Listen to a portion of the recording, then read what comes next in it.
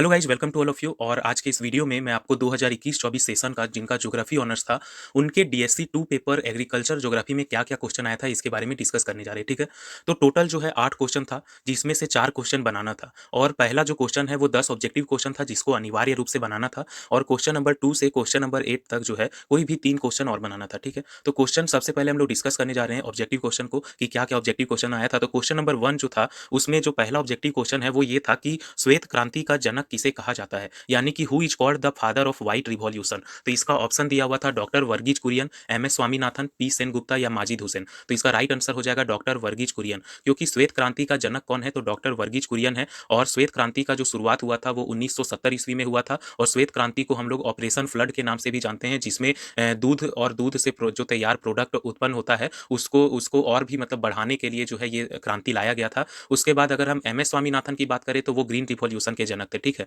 इसके बाद question number B है कि भारत में सबसे बड़ा चाय उत्पादक राज्य कौन है, यानी कि which state is leading producer of T in India. मतलब भारत में सबसे बड़ा जो चाय उत्पादक राज्य कौन है, तो ऑप्शन था असम, बिहार, झारखंड या नागालैंड। तो इसका राइट आंसर हो जाएगा असम। तो भारत का में जो सबसे बड़ा चाय उत्पादक राज्य है वो असम हो जाएगा। उसके बाद जो है तीसरा क्वेश्चन था कि चावल किस ऋतु का फसल है। ऑप्शन था कि रबी फसल, खरीफ फसल या भदई ऋतु का फसल है या गर्मा ऋतु का फसल है। ठीक है, यानी कि rice is crop of which season, यानी कि चावल किस ऋतु का फसल है, तो इसका राइट आंसर हो जाएगा खरीफ फसल। यानी कि जो चावल जो है वो खरीफ ऋतु की फसल है। उसके बाद क्वेश्चन नंबर डी था कि who is called the father of organic farming, यानी कि जैविक कृषि का जनक किसे कहा जाता है। तो ऑप्शन था जिमार मैन, अल्बर्ट हावर्ड या वाटसन। और एक और ऑप्शन था पी सेन गुप्ता। तो इसका राइट आंसर हो जाएगा अल्बर्ट हावर्ड। तो जैविक कृषि के जो जनक है वो अल्बर्ट हावर्ड को कहा जाता है। इसके बाद क्वेश्चन नंबर 5वां था कि रबड़ जो है वो किस से संबंधित है। ऑप्शन है कि सबसिस्टेंस एग्रीकल्चर यानी कि जीवन निर्वहन कृषि, या प्लांटेशन एग्रीकल्चर यानी कि बागाती कृषि,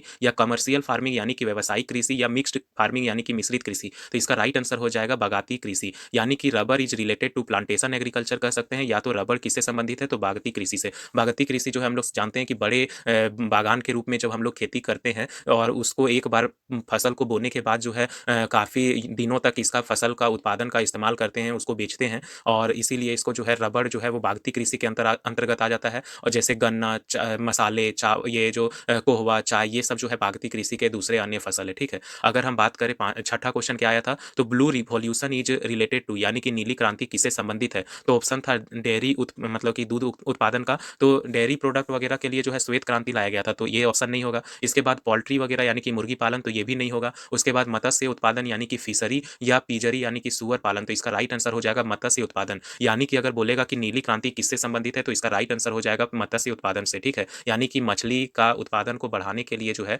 मछलियों की संख्या को बढ़ाने के लिए जो है नीली क्रांति को लाया गया था। ठीक है, इसके बाद क्वेश्चन था कि हॉर्टिकल्चर इज रिलेटेड टू, यानी कि हॉर्टिकल्चर जो है वो किससे संबंधित है। ऑप्शन है फूल का उत्पादन से, दूसरा है कि फल उत्पादन से, या बागवानी से, या सब्जी उत्पादन से। तो इसका राइट आंसर हो जाएगा हॉर्टिकल्चर का बागवानी, की बागवानी जो होता है वो हॉर्टिकल्चर से संबंधित है। ऐसे अगर पूछता कि सब्जी का उत्पादन जो है व्यापारिक रूप से जो हम लोग करते हैं उसको क्या कहते हैं, तो ऑलेरी कल्चर कहते हैं। ठीक है, और अगर पूछता कि ये कि मतलब कि रेशम कीट वगैरह का पालन वगैरह भी कई बार पूछ देता है। उसके बाद ये सब जो, तो ये सब इंपॉर्टेंट है। तो हॉर्टिकल्चर किससे संबंधित कहेगा तो वो बागवानी हो जाएगा। ठीक है, और उसके बाद है कि ग्राम इज रिलेटेड टू, तो ग्राम मतलब चना, तो चना जो है वो किससे संबंधित है, यानी कि कौन सी फसल है, रबी फसल है या खरीफ फसल है या गर्मा है या भदई है। तो इसका राइट आंसर हो जाएगा रबी। तो चना किससे संबंधित है तो रबी फसल हो जाएगा। उसके बाद क्वेश्चन है 9 नंबर कि साहिवाल जो है वो किस जानवर का नस्ल है, यानी कि Sahiwal is breeds of which animal. तो ऑप्शन था गाय, घोड़ा, हाथी या भैंस। तो इसका राइट आंसर हो जाएगा गाय। तो गाय, ये जो साहिवाल जो जानवर है वो गाय का नस्ल है,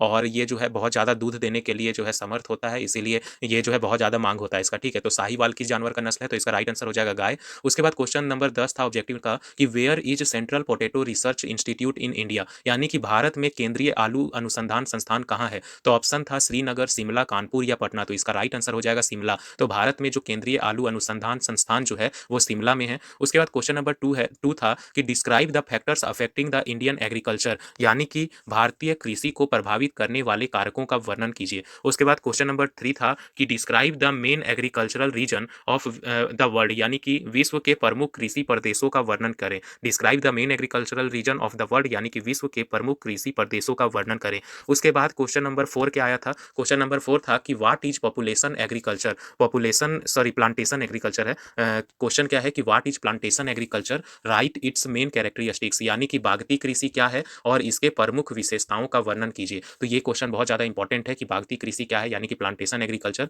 और इसकी विशेषताओं का वर्णन करना है, ठीक है। उसके बाद क्वेश्चन नंबर 5वां था कि discuss the changing land use pattern in India यानी कि भारत में जो बदलते भूमि उपयोग के प्रारूप का वर्णन करें। तो भारत में बदलते भूमि उपयोग प्रारूप का वर्णन करें, ये क्वेश्चन आया था। उसके बाद क्वेश्चन आया था कि discuss the impact of green revolution on Indian agriculture यानी कि भारतीय कृषि पर हरित क्रांति का प्रभाव का विवेचना कीजिए, ठीक है। मतलब जो भी भारत में जो कृषि था पहले, उसमें हरित क्रांति का क्या प्रभाव पड़ा इसके बारे में बताना है। उसके बाद जो है क्वेश्चन नंबर 7 था कि राइट एन ऐसे ऑन कॉन्ट्रैक्ट फार्मिंग यानी कि ठेका कृषि पर एक निबंध लिखिए। तो ये क्वेश्चन भी इंपॉर्टेंट है। उसके बाद क्वेश्चन नंबर 8 था जिसमें क्या है कि 5 क्वेश्चन था और उसमें से कोई भी 3 क्वेश्चन पे जो है संक्षिप्त टिप्पणी लिखना था यानी कि right short notes on any 3 of the following यानी कि निम्नलिखित में से किन्हीं 3 पर जो है संक्षिप्त टिप्पणियां लिखें, ठीक है। तो क्या क्या था क्वेश्चन, एक आया था जैविक कृषि के बारे में यानी कि ऑर्गेनिक फार्मिंग, दूसरा था सब्सिस्टेंस एग्रीकल्चर यानी कि जीवन निर्वाह कृषि, तीसरा था लैंड रिफॉर्म यानी कि भूमि सुधार, उसके बाद था क्रॉप डाइवर्सिफिकेशन मतलब कि भक्ष्य विविधीकरण, उसके बाद 5वां था कि मिक्स्ड फार्मिंग के बारे में लिखना था यानी कि मिश्रित कृषि के बारे में, ठीक है। तो ये टोटल 8 क्वेश्चन था ये 2021-24 सेशन का सेमेस्टर 5 का और जिनका भी ज्योग्राफी ऑनर्स था डीएससी 2 पेपर एग्रीकल्चर ज्योग्राफी उनका था, ठीक है। तो अगर वीडियो अच्छा लगा हो तो वीडियो को लाइक करें, कमेंट करें और चैनल को सब्सक्राइब कर लें और उन सभी दोस्तों को शेयर करें जिनका डीएससी 2 पेपर एग्रीकल्चर ज्योग्राफी का एग्जाम होने वाला है। तो वीडियो अच्छा लगा हो तो वीडियो को लाइक कर दें। धन्यवाद।